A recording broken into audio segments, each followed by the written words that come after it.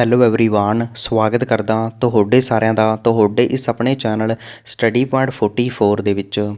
ਹਾਂਜੀ, ਅੱਜ ਦੀ ਆਪਾਂ ਇਸ ਵੀਡੀਓ ਦੇ ਵਿੱਚ ਮਾਸਟਰ ਕੇਡਰ SST ਸਬਜੈਕਟ ਨੂੰ ਟਾਰਗੇਟ ਰੱਖਦੇ ਹੋਏ ਮਹੱਤਵਪੂਰਨ ਆਰਗੇਨਾਈਜੇਸ਼ਨ ਡਿਸਕਸ ਕਰਾਂਗੇ। ਤੁਹਾਨੂੰ ਪਤਾ ਹੈ ਕਿ ਇਸ ਚੈਪਟਰ ਦੇ ਵਿੱਚੋਂ ਆਪਣੇ ਐਗਜ਼ਾਮ ਦੇ ਵਿੱਚ 3 ਤੋਂ 4 ਪ੍ਰਸ਼ਨ ਜ਼ਰੂਰ ਪੁੱਛੇ ਜਾਂਦੇ ਹਨ। ਤੁਸੀਂ ਪਿਛਲਾ ਪੇਪਰ ਵੀ ਉਠਾ ਕੇ ਦੇਖ ਸਕਦੇ ਹੋ। ਸੋ ਅੱਜ ਦੀ ਇਸ ਵੀਡੀਓ ਨੂੰ ਸ਼ੁਰੂ ਕਰਨ ਤੋਂ ਪਹਿਲਾਂ ਮੈਂ ਸਾਰੇ ਵਿਦਿਆਰਥੀਆਂ ਨੂੰ ਦੱਸਣਾ ਚਾਹੁੰਦਾ ਹਾਂ ਕਿ ਆਪਣਾ ਮਾਸਟਰ ਕੇਡਰ SST ਦਾ ਜਿਹੜਾ ਬੈਚ ਹੈ ਉਹ ਸਟਾਰਟ ਹੋ ਚੁੱਕਿਆ ਆਪਣੀ ਐਪਲੀਕੇਸ਼ਨ ਦੇ। ਆਪਣੀ ਐਪਲੀਕੇਸ਼ਨ ਦਾ ਨਾਮ ਹੈ ਸਟੱਡੀ ਪੁਆਇੰਟ 44। ਹਾਂਜੀ, ਇਸ ਬੈਚ ਦੇ ਵਿੱਚ ਲਗਭਗ ਤੁਹਾਨੂੰ 1500 ਪਲੱਸ MCQ ਕਰਾਏ ਜਾਣਗੇ ਪੋਲਿਟੀ ਐਂਡ ਹਿਸਟਰੀ ਦੇ। ਇਸ ਤੋਂ ਇਲਾਵਾ ਲਗਭਗ ਤੁਹਾਨੂੰ 500 ਪੰਜਾਬ GK ਦੇ MCQ ਵੀ ਪ੍ਰੋਵਾਈਡ ਜ਼ਰੂਰ ਕਰਾਏ ਜਾਣਗੇ। ਇਸ ਤੋਂ ਇਲਾਵਾ ਕਰੰਟ ਦਾ ਜਿੰਨਾ ਵੀ ਡਾਟਾ ਬਣਦਾ ਹੈ, ਤੁਹਾਨੂੰ ਪਤਾ ਹੈ ਕਿ ਕਰੰਟ ਦੇ ਨਾਲ ਰਿਲੇਟਡ ਜਿੰਨੀਆਂ ਵੀ ਪਾਰਟੀਆਂ ਹਨ ਤਾਂ ਉਹ ਵੀ ਐਗਜ਼ਾਮ 'ਚ ਪੁੱਛੀਆਂ ਜਾਂਦੀਆਂ, ਤਾਂ ਉਹ ਵੀ ਤੁਹਾਨੂੰ MCQ ਕਰਾਏ ਜਾਣਗੇ। ਇਸ ਤੋਂ ਇਲਾਵਾ ਜਿਹੜੀ ਬੈਚ ਦੀ ਫੀਸ ਹੈ ਉਹ ਓਨਲੀ 500 ਹੈ ਪਹਿਲੇ 200 ਸਟੂਡੈਂਟ ਦੇ ਲਈ। ਸੋ ਸਾਰੇ ਵਿਦਿਆਰਥੀਆਂ ਨੂੰ ਰਿਕੁਐਸਟ ਹੈ ਤੁਸੀਂ ਜਲਦੀ ਤੋਂ ਜਲਦੀ ਬੈਚ ਨੂੰ ਜ਼ਰੂਰ ਜੁਆਇਨਿੰਗ ਕਰ ਲੈਣਾ। ਇਹ ਵੀ ਮੈਂ ਤੁਹਾਨੂੰ ਗਰੰਟੀ ਦਿੰਦਾ ਹਾਂ ਕਿ ਆਪਣੇ ਕਿਰਾਏ ਦੇ ਵਿੱਚੋਂ ਲਗਭਗ ਤੁਹਾਨੂੰ 70 ਤੋਂ 80 MCQ ਐਗਜ਼ਾਮ ਦੇ ਵਿੱਚ ਜ਼ਰੂਰ ਮਿਲ ਜਾਣਗੇ। ਸੋ ਸਾਰੇ ਵਿਦਿਆਰਥੀਆਂ ਨੂੰ ਰਿਕੁਐਸਟ ਹੈ, ਜੇਕਰ ਤੁਸੀਂ ਬੈਚ ਨੂੰ ਲੈਣਾ ਚਾਹੁੰਦੇ ਹੋ ਤਾਂ ਤੁਸੀਂ ਸਾਡੀ ਐਪਲੀਕੇਸ਼ਨ 'ਤੇ ਵਿਜ਼ਿਟ ਕਰਕੇ ਦੇਖ ਸਕਦੇ ਹੋ। ਐਪਲੀਕੇਸ਼ਨ ਦਾ ਨਾਮ ਹੈ ਸਟੱਡੀ ਪੁਆਇੰਟ 44। ਡਾਇਰੈਕਟ ਤੁਸੀਂ ਪਲੇ ਸਟੋਰ 'ਤੇ ਵਿਜ਼ਿਟ ਕਰਨਾ ਹੈ, ਉੱਥੇ ਮੈਂਸ਼ਨ ਕਰਨਾ ਹੋਵੇਗਾ ਸਟੱਡੀ ਪੁਆਇੰਟ 44 ਤਾਂ ਤੁਹਾਡੇ ਸਾਹਮਣੇ ਐਪ ਸ਼ੋਅ ਕਰ ਜਾਵੇਗਾ।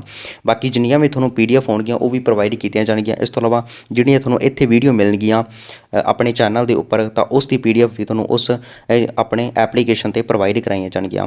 ਸੋ ਸਾਰੇ ਵਿਦਿਆਰਥੀਆਂ ਨੂੰ ਰਿਕੁਐਸਟ ਹੈ ਜਲਦੀ ਤੋਂ ਜਲਦੀ ਬੈਚ ਨੂੰ ਜੁਆਇਨਿੰਗ ਕਰ ਲਓ, ਕਿਉਂਕਿ ਜਿਹੜੀ ਫੀਸ ਹੈ ਉਹ ਵਧਾਈ ਵੀ ਜਾ ਸਕਦੀ ਹੈ। ਤਾਂ ਹੁਣ ਆਪਾਂ ਅੱਜ ਦੀ ਇਸ ਵੀਡੀਓ ਨੂੰ ਸ਼ੁਰੂ ਕਰਦੇ ਹਾਂ। ਹਾਂਜੀ, ਪਹਿਲਾ ਆਪਣਾ ਆਰਗੇਨਾਈਜੇਸ਼ਨ ਹੈਗਾ UNO ਯਾਨੀ ਕਿ ਯੂਨਾਈਟਿਡ ਨੇਸ਼ਨ ਆਰਗੇਨਾਈਜੇਸ਼ਨ। ਤਾਂ ਇਸ ਦੀ ਜਿਹੜੀ ਸਥਾਪਨਾ ਹੈ ਉਹ ਕੀਤੀ ਗਈ ਸੀ 24 ਅਕਤੂਬਰ 1945 ਨੂੰ। ਤੁਹਾਡੇ ਕੋਲ ਐਗਜ਼ਾਮ 'ਚ ਇਹ ਵੀ ਕੁਐਸਚਨ ਪੁੱਛਿਆ ਜਾ ਸਕਦਾ ਹੈ ਕਿ UNO ਡੇ ਕਦੋਂ ਮਨਾਇਆ ਜਾਂਦਾ ਹੈ। ਆਨਸਰ ਬਣ ਜਾਵੇਗਾ 24 ਅਕਤੂਬਰ ਨੂੰ। ਹੈੱਡ ਕੁਆਟਰ ਤਾਂ ਤੁਸੀਂ ਪੱਕਾ ਹੀ ਯਾਦ ਰੱਖਣਾ, ਹੈੱਡ ਕੁਆਟਰ ਹੈ ਇਹਦਾ ਯਾਨੀ ਕਿ ਮੁੱਖ ਦਫ਼ਤਰ ਨਿਊਯਾਰਕ ਦੇ ਵਿੱਚ। ਨਿਊਯਾਰਕ ਕਿੱਥੇ ਪੈਂਦਾ ਹੈ? ਇਹ ਪੈਂਦਾ ਅਮਰੀਕਾ ਦੇ ਵਿੱਚ। ਵੈਸੇ ਅਮਰੀਕਾ ਦੀ ਜਿਹੜੀ ਕੈਪੀਟਲ ਹੈ ਉਹ ਹੈ ਵਾਸ਼ਿੰਗਟਨ DC। ਇਸ ਤੋਂ ਇਲਾਵਾ ਜੇਕਰ ਆਪਾਂ ਇਸ ਦੇ ਏਮ ਦੀ ਗੱਲ ਕਰੀਏ ਯਾਨੀ ਕਿ UNO ਨੂੰ ਬਣਾਉਣ ਦਾ ਮਕਸਦ ਕੀ ਸੀਗਾ, ਤਾਂ ਇਸ ਦਾ ਜਿਹੜਾ ਮਕਸਦ ਹੈ ਆਪਾਂ ਦੇਖ ਲੈਂਦੇ ਹਾਂ। ਕਹਿੰਦੇ ਸੰਯੁਕਤ ਰਾਸ਼ਟਰ ਸੰਘ ਨੂੰ ਸਥਾਪਿਤ ਕਰਨ ਦਾ ਮੁੱਖ ਉਦੇਸ਼ ਵਿਸ਼ਵ ਸ਼ਾਂਤੀ ਸਥਾਪਿਤ ਕਰਨਾ ਤੇ ਸਾਰੇ ਦੇਸ਼ਾਂ ਵਿੱਚ ਆਪਸ ਵਿੱਚ ਪਹਿਲੇ ਅਤੇ ਦੂਜੇ ਵਿਸ਼ਵ ਯੁੱਧ ਵਿੱਚ ਜੋ ਵੀ ਮਤਭੇਦ ਹੋਏ ਸਨ, ਯਾਨੀ ਕਿ ਪਹਿਲਾ ਜਿਹੜਾ ਵਿਸ਼ਵ ਯੁੱਧ ਹੋਇਆ ਸੀ ਐਂਡ ਦੂਜਾ ਵਿਸ਼ਵ ਯੁੱਧ ਜੋ ਹੋਇਆ ਸੀ, ਤਾਂ ਉਹਨਾਂ ਨੂੰ ਸਭ ਨੂੰ ਖਤਮ ਕੀਤਾ ਜਾ ਸਕੇ ਤੇ ਸਾਰੇ ਦੇ ਸਾਰੇ ਰਾਸ਼ਟਰਾਂ ਵਿੱਚ ਗਠਬੰਧਨ ਕਰਕੇ ਸ਼ਾਂਤੀ ਸਥਾਪਿਤ ਕੀਤਾ ਜਾ ਸਕੇ, ਯਾਨੀ ਕਿ ਜਿਹੜੀ ਸ਼ਾਂਤੀ ਹੈ ਉਸ ਨੂੰ ਸਥਾਪਿਤ ਕੀਤਾ ਜਾ ਸਕੇ। ਤਾਂ ਇਹ ਸੀਗਾ ਮੇਨ ਮਕਸਦ ਸੰਯੁਕਤ ਰਾਸ਼ਟਰ ਸੰਘ ਨੂੰ ਬਣਾਉਣ ਦਾ। ਨੈਕਸਟ ਆਪਾਂ ਦੇਖਦੇ ਹਾਂ after second world war league of nations. ਰਾਸ਼ਟਰ ਸੰਘ ਨੂੰ ਪੂਰੀ ਤਰ੍ਹਾਂ ਖਤਮ ਕਰ ਦਿੱਤਾ ਗਿਆ ਅਤੇ ਇਸ ਦੀ ਜਗ੍ਹਾ ਇੱਕ ਨਵੀਂ ਸੰਸਥਾ ਸਥਾਪਨਾ ਕੀਤੀ ਗਈ ਜਿਸ ਨੂੰ UNO ਦਾ ਨਾਮ ਦਿੱਤਾ ਗਿਆ। ਤੁਹਾਡੇ ਕੋਲ ਐਗਜ਼ਾਮ 'ਚ ਪ੍ਰਸ਼ਨ ਪੁੱਛਿਆ ਜਾ ਸਕਦਾ ਹੈ ਕਿ UNO ਦਾ ਪਹਿਲਾ ਨਾਮ ਕੀ ਸੀਗਾ, ਤਾਂ ਆਨਸਰ ਹੋਵੇਗਾ ਲੀਗ ਆਫ ਨੇਸ਼ਨ ਯਾਨੀ ਕਿ ਰਾਸ਼ਟਰ ਸੰਘ। ਤਾਂ ਇਹ ਵੀ ਆਪਣੇ ਕੋਲ ਐਗਜ਼ਾਮ 'ਚ ਕੁਐਸਚਨ ਪੁੱਛਿਆ ਜਾ ਸਕਦਾ ਹੈ, ਇਸ ਨੂੰ ਵੀ ਤੁਸੀਂ ਧਿਆਨ ਦੇ ਵਿੱਚ ਰੱਖ ਸਕਦੇ ਹੋ। ਬਾਕੀ ਤੁਹਾਨੂੰ PDF ਮਿਲੇਗੀ ਆਪਣੇ ਪੇਡ ਕੋਰਸ ਦੇ ਉੱਪਰ। ਪੇਡ ਕੋਰਸ ਜੇਕਰ ਤੁਸੀਂ ਖਰੀਦਣਾ ਚਾਹੁੰਦੇ ਹੋ ਤਾਂ ਤੁਸੀਂ ਸਾਡੀ ਐਪਲੀਕੇਸ਼ਨ 'ਤੇ ਵਿਜ਼ਿਟ ਕਰ ਸਕਦੇ ਹੋ। 24 ਅਕਤੂਬਰ 1945 ਨੂੰ 51 ਰਾਸ਼ਟਰਾਂ ਦੁਆਰਾ ਇੱਕ ਸਮਝੌਤੇ ਉੱਤੇ ਦਸਤਖਤ ਕੀਤੇ ਗਏ ਸਨ ਤੇ ਸੰਯੁਕਤ ਰਾਸ਼ਟਰ ਸੰਘ ਦੀ ਸਥਾਪਨਾ ਕੀਤੀ ਗਈ ਸੀ। ਸੰਯੁਕਤ ਰਾਸ਼ਟਰ ਸੰਘ ਦਾ ਉਦੇਸ਼ ਕਾਫੀ ਹੱਦ ਤੱਕ ਲੋਕਤੰਤਰਿਕ ਸੀਗਾ। ਨੈਕਸਟ ਆਪਾਂ ਦੇਖਦੇ ਹਾਂ, ਤੁਹਾਡੇ ਕੋਲ ਐਗਜ਼ਾਮ 'ਚ ਕੁਐਸਚਨ ਇਹ ਵੀ ਪੁੱਛਿਆ ਜਾਵੇਗਾ ਕਿ ਸੰਯੁਕਤ ਰਾਸ਼ਟਰ ਸੰਘ ਦੇ ਕੁੱਲ ਕਿੰਨੇ ਅੰਗ ਹਨ, ਤਾਂ ਆਨਸਰ ਬਣ ਜਾਵੇਗਾ ਇਸ ਦੇ ਕੁੱਲ 6 ਅੰਗ ਹਨ। ਐਗਜ਼ਾਮ 'ਚ ਇਹ ਵੀ ਕੁਐਸਚਨ ਪੁੱਛਿਆ ਜਾ ਸਕਦਾ ਹੈ ਕਿ ਹੇਠ ਲਿਖਿਆਂ ਦੇ ਵਿੱਚੋਂ ਕਿਹੜਾ ਸੰਯੁਕਤ ਰਾਸ਼ਟਰ ਸੰਘ ਦਾ ਅੰਗ ਨਹੀਂ ਹੈ। ਪਹਿਲਾ ਆਪਣੇ ਕੋਲ ਜਨਰਲ ਅਸੈਂਬਲੀ, ਦੂਜਾ ਸੁਰੱਖਿਆ ਪਰਿਸ਼ਦ, ਤੀਸਰਾ ਆਰਥਿਕ ਤੇ ਸਮਾਜਿਕ ਪਰਿਸ਼ਦ, ਚੌਥਾ ਟਰਸਟਸ਼ਿਪ ਕੌਂਸਲ, ਪੰਜਵਾਂ ਸਕੱਤਰੇਤ, ਛੇਵਾਂ ਅੰਤਰਰਾਸ਼ਟਰੀ ਅਦਾਲਤ। ਅੰਤਰਰਾਸ਼ਟਰੀ ਅਦਾਲਤ ਕਿੱਥੇ ਹੈ? ਇਹ ਪੈਂਦੀ ਹੈ ਨੀਦਰਲੈਂਡ ਦਾ ਹੇਗ ਵਿੱਚ। ਨੈਕਸਟ ਆਪਾਂ ਦੇਖਦੇ ਹਾਂ ਇਹਨਾਂ ਵਿੱਚੋਂ ਸਭ ਤੋਂ ਪ੍ਰਮੁੱਖ ਜਿਹੜਾ ਅੰਗ ਹੈ ਉਹ ਹੈ ਸੁਰੱਖਿਆ ਪਰਿਸ਼ਦ। ਇਸ ਦੇ ਵਿੱਚ ਕੁੱਲ 15 ਮੈਂਬਰ ਹੁੰਦੇ ਹਨ। ਇਹ ਵੀ ਕੁਐਸਚਨ ਐਗਜ਼ਾਮ 'ਚ ਆਵੇਗਾ ਕਿ ਸੁਰੱਖਿਆ ਪਰਿਸ਼ਦ ਜਿਹੜੀ ਹੈ ਤਾਂ ਇਸ ਦੇ ਕੁੱਲ ਕਿੰਨੇ ਮੈਂਬਰ ਹਨ। ਆਨਸਰ ਬਣੇਗਾ ਕੁੱਲ ਇਸ ਦੇ 15 ਮੈਂਬਰ ਹਨ। ਇਹਨਾਂ ਵਿੱਚੋਂ 5 ਸਥਾਈ ਮੈਂਬਰ ਹਨ, 10 ਅਸਥਾਈ ਮੈਂਬਰ ਹਨ। 5 ਜਿਹੜੇ ਸਥਾਈ ਮੈਂਬਰ ਹਨ ਉਹਨਾਂ ਦੇਸ਼ਾਂ ਦੇ ਨਾਮ ਤੁਸੀਂ ਕਮੈਂਟ ਬਾਕਸ ਵਿੱਚ ਦੱਸਣੇ ਹੋਣਗੇ ਕਿ ਜਿਹੜੇ 5 ਸਥਾਈ ਦੇਸ਼ ਹਨ ਉਹਨਾਂ ਦੇ ਨਾਮ ਕੀ ਹਨ। ਇਹਨਾਂ 5 ਸਥਾਈ ਮੈਂਬਰਾਂ ਨੂੰ ਵੀਟੋ ਸ਼ਕਤੀ ਪ੍ਰਾਪਤ ਹੈ। ਹਾਂਜੀ, ਜਿਹੜੇ 5 ਸਥਾਈ ਮੈਂਬਰ ਹਨ ਤਾਂ ਉਹਨਾਂ ਨੂੰ ਵੀਟੋ ਸ਼ਕਤੀ ਵੀ ਦਿੱਤੀ ਗਈ ਹੈ। ਨੈਕਸਟ ਆਪਾਂ ਦੇਖਦੇ ਹਾਂ ਸੰਯੁਕਤ ਰਾਸ਼ਟਰ ਸੰਘ ਦੇ ਵਿਭਿੰਨ ਸੰਗਠਨ ਯਾਨੀ ਕਿ ਅਲੱਗ-ਅਲੱਗ ਇਹਦੇ ਸੰਗਠਨ ਕਿਹੜੇ ਹਨ। ਪਹਿਲਾ ਆਪਣੇ ਕੋਲ ਹੈਗਾ FAO। ਇੱਥੇ ਆਪਣੇ ਕੋਲ ਥੋੜ੍ਹੀ ਜਿਹੀ ਮਿਸਟੇਕ ਹੈ ਟਾਈਪਿੰਗ ਦੇ ਵਿੱਚ, FAO।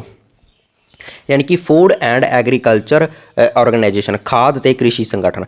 तो इसकी स्थापना हुई सी 16 अक्तूबर 1945 ईस्वी नूं एंड इसका जिहड़ा मुख्य दफ्तर है वह है जिहड़ी इटली की कैपिटल है रोम, तो इत्थे इसका मुख्य दफ्तर है। नैक्सट जेकर आपां गल करिए इसका काम की है, कृषि उत्पादन ते खेतीबाड़ी संबंधी शोध करना और उसका अध्ययन करना। यह है फूड एंड एग्रीकल्चर ऑर्गेनाइजेशन का काम। नैक्सट देखते हैं इस दी बैठक 2 साली होंदी है तो मैंबरां दा कार्यकाल 3 सालों का होंदा है। वैसे कार्यकाल घट ही पूछा जाता बट फिर भी तुसीं याद रख सकते हो, ज़्यादातर हैडकुआटर ही पूछा जाता है। हाँ जी, जेकर वीडियो हैल्पफुल लग रही तो प्लीज़ इस वीडियो में वध तो वध शेयर एंड लाइक भी कर दो, क्योंकि थोनों भी पता है कि वीडियो में बनाने ते बहुत ही ज़्यादा मेहनत लगती है। इंटरनेशनल लेबर ऑर्गेनाइजेशन, अंतरराष्ट्रीय मजदूर संघ एंड इसकी जी स्थापना है वो की गई सी 1919 ईस्वी ਦੇ ਵਿੱਚ ਸਥਾਪਨਾ ਅਲੱਗ ਰੂਪ ਤੋਂ ਹੀ ਕੀਤੀ ਗਈ ਸੀ। ਬਾਅਦ ਵਿੱਚ 14 ਦਸੰਬਰ 1946 ਨੂੰ ਇਸ ਨੂੰ UNO ਵਿੱਚ ਜੋੜ ਦਿੱਤਾ ਗਿਆ ਸੀ। ਯਾਨੀ ਕਿ UN ਦੇ ਵਿੱਚ ਕਦੋਂ ਜੋੜਿਆ ਗਿਆ ਸੀ? 14 ਦਸੰਬਰ 1946 ਨੂੰ। ਐਂਡ ਇਸ ਦਾ ਮੁੱਖ ਦਫ਼ਤਰ ਹੈ ਜਨੇਵਾ ਯਾਨੀ ਕਿ ਸਵਿਟਜ਼ਰਲੈਂਡ ਦੇ ਵਿੱਚ। ਖਾਸ ਕਰਕੇ ਤੁਸੀਂ ਹੈੱਡਕੁਆਟਰ ਯਾਦ ਰੱਖਣਾ, ਹੈੱਡਕੁਆਟਰ ਵੀ ਐਗਜ਼ਾਮ 'ਚ ਪੁੱਛਿਆ ਜਾ ਸਕਦਾ ਹੈ। ਇਸ ਦੀ ਬੈਠਕ ਹਰ ਸਾਲ ਜੂਨ ਵਿੱਚ ਹੁੰਦੀ ਹੈ। 1 ਮਈ ਨੂੰ ਅੰਤਰਰਾਸ਼ਟਰੀ ਮਜ਼ਦੂਰ ਸੰਘ ਦਿਵਸ ਮਨਾਇਆ ਜਾਂਦਾ ਹੈ। ਦਿਵਸ ਬਹੁਤ ਮਹੱਤਵਪੂਰਨ ਹੈ, ਦਿਵਸ ਨੂੰ ਤਾਂ ਤੁਸੀਂ ਪੱਕਾ ਹੀ ਧਿਆਨ ਵਿੱਚ ਰੱਖਣਾ है।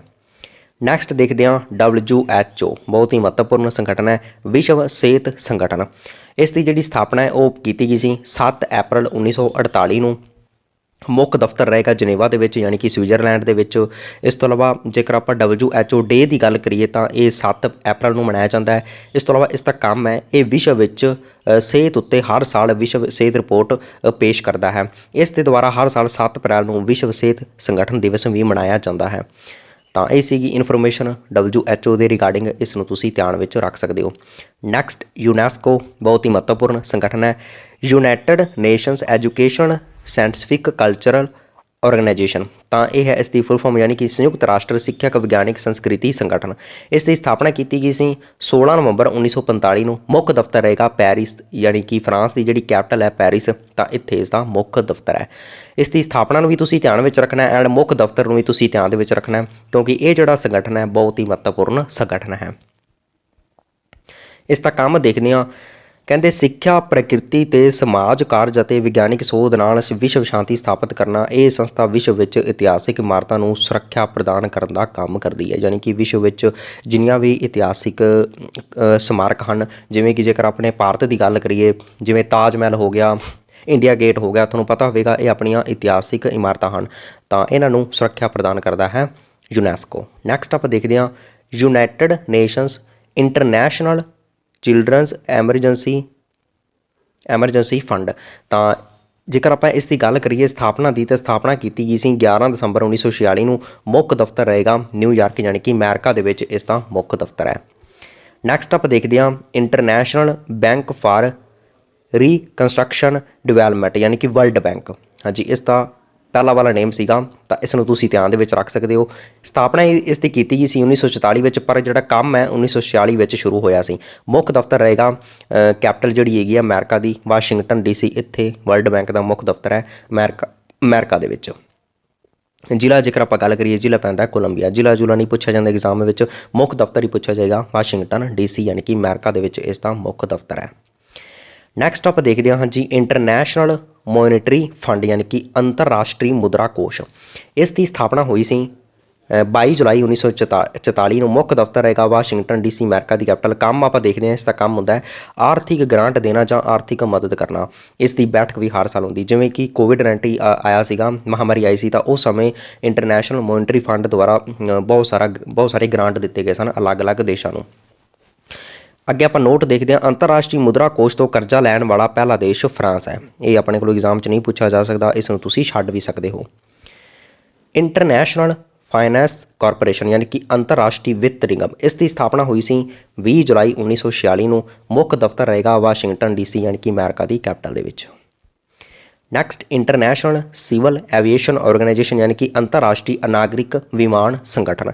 ਇਸ ਦੀ ਸਥਾਪਨਾ ਹੋਈ ਸੀ 7 ਦਸੰਬਰ 1944 ਨੂੰ। ਮੁੱਖ ਦਫ਼ਤਰ ਰਹੇਗਾ ਕੈਨੇਡਾ ਵਿੱਚ। ਕੈਨੇਡਾ ਦੀ ਵੈਸੇ ਕੈਪੀਟਲ ਜਿਹੜੀ ਆ ਉਹ ਹੈ ਓਟਾਵਾ।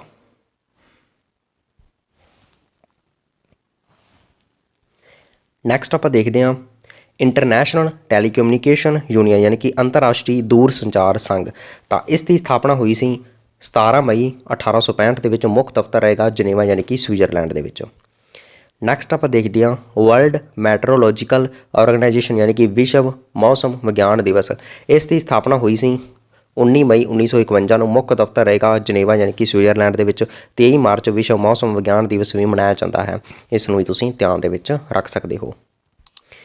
ਨੈਕਸਟ ਦੇਖਦੇ ਹਾਂ ਮਹੱਤਵਪੂਰਨ organisation international atomic energy agency. ਇਸ ਦਾ ਜਿਹੜਾ ਮੁੱਖ ਦਫ਼ਤਰ ਹੈ ਉਹ ਰਹੇਗਾ ਵਿਆਨਾ, ਜਿਹੜੀ ਕਿ ਆਸਟਰੀਆ ਦੀ ਕੈਪੀਟਲ ਹੈ। ਇੱਥੇ ਆਪਣੇ ਕੋਲ ਧਿਆਨ ਵਿੱਚ ਰੱਖਣਾ ਹੈ ਆਸਟਰੀਆ ਦੀ ਗੱਲ ਕੀਤੀ ਹੈ ਨਾ ਕਿ ਆਸਟ੍ਰੇਲੀਆ ਦੀ। ਆਸਟਰੀਆ ਦੀ ਜਿਹੜੀ ਕੈਪੀਟਲ ਹੈ ਉਹ ਹੈ ਵਿਆਨਾ ਐਂਡ ਇਸ ਦੀ ਸਥਾਪਨਾ ਹੋਈ ਸੀ 29 ਜੁਲਾਈ 1957 ਨੂੰ। ਨੈਕਸਟ ਦੇਖਦੇ ਹਾਂ United nations industrial development organisation ਯਾਨੀ ਕਿ ਸੰਯੁਕਤ ਰਾਸ਼ਟਰ ਉਦਯੋਗਿਕ ਵਿਕਾਸ ਸੰਗਠਨ। ਇਸ ਦੀ ਜਿਹੜੀ ਸਥਾਪਨਾ ਹੈ ਉਹ ਕੀਤੀ ਗਈ ਸੀ 1966 ਦੇ ਵਿੱਚ। 1985 ਵਿੱਚ ਸੰਯੁਕਤ ਰਾਸ਼ਟਰ ਸੰਘ ਵਿੱਚ ਜੋੜਿਆ ਗਿਆ ਸੀ। ਮੁੱਖ ਦਫ਼ਤਰ ਰਹੇਗਾ ਆਸਟਰੀਆ ਦੀ ਕੈਪੀਟਲ ਵਿਆਨਾ ਦੇ ਵਿੱਚ। ਨੈਕਸਟ ਦੇਖਦੇ ਹਾਂ ਇੰਟਰਨੈਸ਼ਨਲ ਪੋਸਟਲ ਯੂਨੀਅਨ। ਮਹੱਤਵਪੂਰਨ ਵੈਸੇ ਨਹੀਂ ਆਪਣੇ ਕੋਲ ਬਟ ਫਿਰ ਵੀ ਯਾਦ ਰੱਖ ਸਕਦੇ ਹੋ। ਅੰਤਰਰਾਸ਼ਟਰੀ ਡਾਕ ਸੰਘ ਸਥਾਪਨਾ ਹੋਈ ਸੀ 9 ਅਕਤੂਬਰ 1894 ਦੇ ਵਿੱਚ। ਮੁੱਖ ਦਫ਼ਤਰ ਰਹੇਗਾ ਬਰਨ ਸਵਿਟਜ਼ਰਲੈਂਡ ਦੇ ਵਿੱਚ। ਨੈਕਸਟ ਦੇਖਦੇ ਹਾਂ 1948 ਈਸਵੀ ਵਿੱਚ ਇਸ ਨੂੰ UNO ਵਿੱਚ ਸ਼ਾਮਿਲ ਕੀਤਾ ਗਿਆ ਸੀ। 9 ਅਕਤੂਬਰ ਵਿਸ਼ਵ ਡਾਕ ਦਿਵਸ ਮਨਾਇਆ ਜਾਂਦਾ ਹੈ। ਇਸ ਨੂੰ ਤਾਂ ਤੁਸੀਂ ਪੱਕਾ ਹੀ ਧਿਆਨ ਵਿੱਚ ਰੱਖਣਾ ਹੈ। Next United nation high commission for refugee ਯਾਨੀ ਕਿ ਸ਼ਰਨਾਰਥੀਆਂ ਦੇ ਲਈ ਸੰਯੁਕਤ ਰਾਸ਼ਟਰ ਉੱਚ ਆਯੁਕਤ। ਇਸ ਦੀ ਸਥਾਪਨਾ 14 ਦਸੰਬਰ 1950 ਨੂੰ ਹੋਈ ਸੀ। ਮੁੱਖ ਦਫ਼ਤਰ ਜਨੇਵਾ ਯਾਨੀ ਕਿ ਸਵਿਟਜ਼ਰਲੈਂਡ ਦੇ ਵਿੱਚ ਹੈ। ਤਾਂ ਇਹ ਸਨ ਕੁਝ ਮਹੱਤਵਪੂਰਨ ਆਰਗੇਨਾਈਜੇਸ਼ਨ। ਇਸ ਤੋਂ ਇਲਾਵਾ ਜਿਹੜੇ ਬਾਕੀ ਆਰਗੇਨਾਈਜੇਸ਼ਨ ਬਚਦੇ ਹਨ ਆਪਾਂ ਨੈਕਸਟ ਵੀਡੀਓ ਦੇ ਵਿੱਚ ਕਵਰ ਕਰਾਂਗੇ। ਬਾਕੀ ਮੈਂ ਤੁਹਾਨੂੰ ਸਾਰੇ ਵਿਦਿਆਰਥੀਆਂ ਨੂੰ ਇੱਕ ਵਾਰ ਫਿਰ ਦੱਸਣਾ ਚਾਹੁੰਦਾ ਹਾਂ ਤੁਸੀਂ ਬੈਚ ਨੂੰ ਪੱਕਾ ਹੀ ਖਰੀਦਣਾ ਹੈ, ਕਿਉਂਕਿ ਮੈਂ ਤੁਹਾਨੂੰ ਗਰੰਟੀ ਦਿੰਦਾ ਪਿਆ ਕਿ 70 ਤੋਂ 80 ਜਿਹੜੇ MCQ ਹਨ ਉਹ ਆਪਣੀਆਂ ਹੀ ਵੀਡੀਓ ਦੇ ਵਿੱਚ ਮਿਲਣਗੇ। ਤੁਹਾਨੂੰ ਵੀ ਪਤਾ ਹੈ ਕਿ 1500-1600 ਜਿਹੜੇ MCQ ਹੁੰਦੇ ਨੇ ਬਹੁਤ ਜ਼ਿਆਦਾ ਹੁੰਦੇ ਹਨ, ਤਾਂ ਇਹਨਾਂ ਦੇ ਵਿੱਚੋਂ ਹੀ ਪੇਪਰ ਬਣੇਗਾ। ਲਗਭਗ ਸਾਰਾ ਹੀ ਸਿਲੇਬਸ ਕਵਰ ਹੋ ਜਾਂਦਾ ਹੈ ਮਾਸਟਰ ਕੇਡਰ ਦਾ। ਬਾਕੀ ਤੁਸੀਂ ਹੋਰ ਅਕੈਡਮੀਆਂ ਦੇ ਬੈਚ ਦੇ ਸਕਦੇ ਹੋ। ਉਹਨਾਂ ਦੀ ਜਿਹੜੀ ਫੀਸ ਹੁੰਦੀ ਹੈ ਉਹ ਹੁੰਦੀ ਹੈ 7000 6000, ਜੋ ਕਿ ਬਹੁਤ ਹੀ ਜ਼ਿਆਦਾ ਫੀਸ ਰੱਖੀ ਜਾਂਦੀ ਹੈ। ਬਟ ਤੁਹਾਨੂੰ ਮਿਲਣਗੇ MCQ ਜਿਸ ਦੇ ਨਾਲ ਤੁਹਾਡੀ ਪ੍ਰੈਕਟਿਸ ਵੀ ਹੋ ਜਾਵੇਗੀ। ਇਸ ਤੋਂ ਇਲਾਵਾ ਤੁਹਾਡੇ ਜਿੰਨੇ ਵੀ MCQ ਹੋਣਗੇ ਉਹ ਯਾਦ ਵੀ ਹੋ ਜਾਣਗੇ। ਇਸ ਤੋਂ ਇਲਾਵਾ ਜਿੰਨੇ ਵੀ MCQ ਤੁਹਾਨੂੰ ਕਰਾਏ ਗਏ ਹਨ ਬਹੁਤ ਹੀ ਐਕਸਪਲੇਨ ਕਰਕੇ ਕਰਾਏ ਗਏ ਹਨ। ਇਸ ਤੋਂ ਇਲਾਵਾ ਤੁਹਾਨੂੰ ਐਕਸਟਰਾ ਵੀ ਜ਼ਰੂਰ ਡਾਟਾ ਦਿੱਤਾ ਜਾਵੇਗਾ। ਕਰੰਟ ਦੇ ਜਿੰਨੇ ਵੀ ਟੌਪਿਕ ਬਣਨਗੇ ਤਾਂ ਉਹ ਵੀ ਤੁਹਾਨੂੰ ਲਗਭਗ ਪ੍ਰੋਵਾਈਡ ਜ਼ਰੂਰ ਕੀਤੇ ਜਾਣਗੇ। ਇਸ ਤੋਂ ਇਲਾਵਾ ਤੁਹਾਨੂੰ ਐਕਸਟਰਾ 500 MCQ ਪੰਜਾਬ GK ਦਾ ਵੀ ਪ੍ਰੋਵਾਈਡ ਕੀਤਾ ਜਾਵੇਗਾ, ਉਹ ਵੀ ਪੰਜਾਬੀ ਭਾਸ਼ਾ ਦੇ ਵਿੱਚ। ਤਾਂ ਸਾਰੇ ਵਿਦਿਆਰਥੀਆਂ ਨੂੰ ਮੈਂ ਰਿਕੁਐਸਟ ਕਰਦਾ ਹਾਂ ਕਿ ਤੁਸੀਂ ਬੈਚ ਨੂੰ ਜ਼ਰੂਰ ਪਰਚੇਜ਼ ਕਰ ਲੈਣਾ ਜੇਕਰ ਤੁਸੀਂ ਸੱਚਮੁੱਚ ਇਸ ਵਾਰ ਜੋਬ ਲੱਗਣਾ ਚਾਹੁੰਦੇ ਹੋ ਤਾਂ ਹੁਣ ਆਪਾਂ ਵੀਡੀਓ ਨੂੰ ਇੱਥੇ ਹੀ ਸਮਾਪਤ ਕਰਦੇ ਹਾਂ। ਮਿਲਦੇ ਹਾਂ ਨੈਕਸਟ ਵੀਡੀਓ ਦੇ ਵਿੱਚ। Thank you.